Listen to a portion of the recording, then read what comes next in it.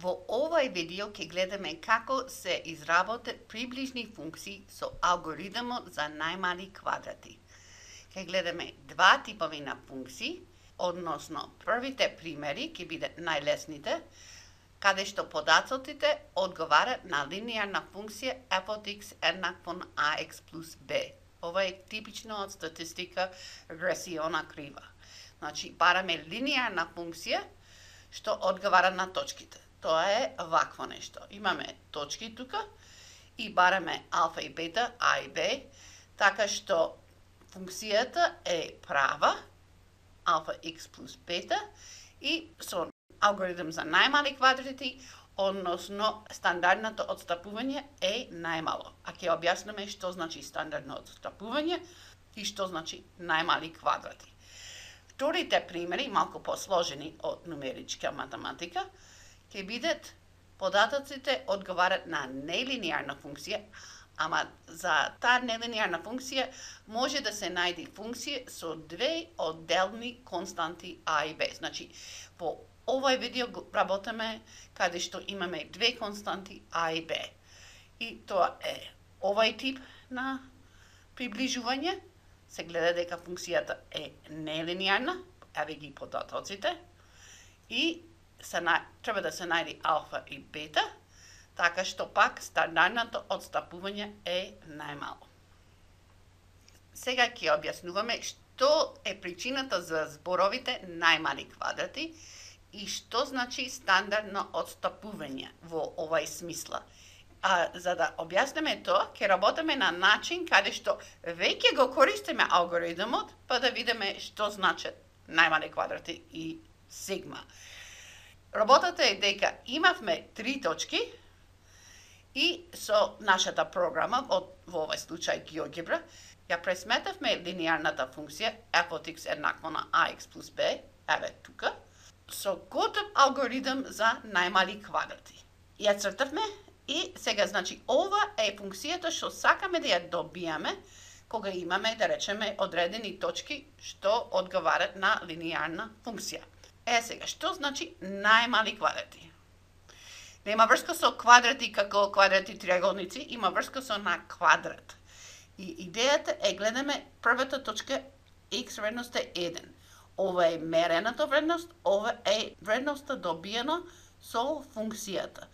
Ова растојание тука се вика residual, е y од x1, значи вредноста на функцијата во x1, во овај случај ќе беше 1,65, минус y1, значи 1,5, и сега тоа растојание го земеме на квадрат. Оти сакаме позитивна вредност, а тешко е да се работат со апсолутни вредности.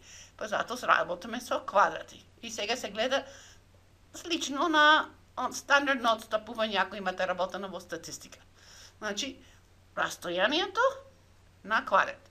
Исто, тука ја гледаме. Ова тука е y од x2 минус y2 на квадрат. И последното е вертикално y од x3 минус y3 на квадрат. И сега се разбира дека кога почнуваме со точките, бараме 0,75 и 0,9, а тука предпоставаме дека веќе најдевме. Сега, ги сумираме овие квадрати, значи S е еднакво на сумата од сите квадрати, J еднакво на 1 до n, и ова е n статистички, колку што има точки, од y од x j минус y j на квадрат. Сигма, како стандардно отстапување, е квадратен корен од ова сума делено со n минус m. А во нашиот случај m е 2, бидејќи имаме две константи, значи сите наши случаи тука ќе видат n минус 2. И n е бројот на точки Не бројот на подинтервали, како во математика, бројот на точки. И m е бројот на константи. Во нашиот случај тоа е еднакво на 2.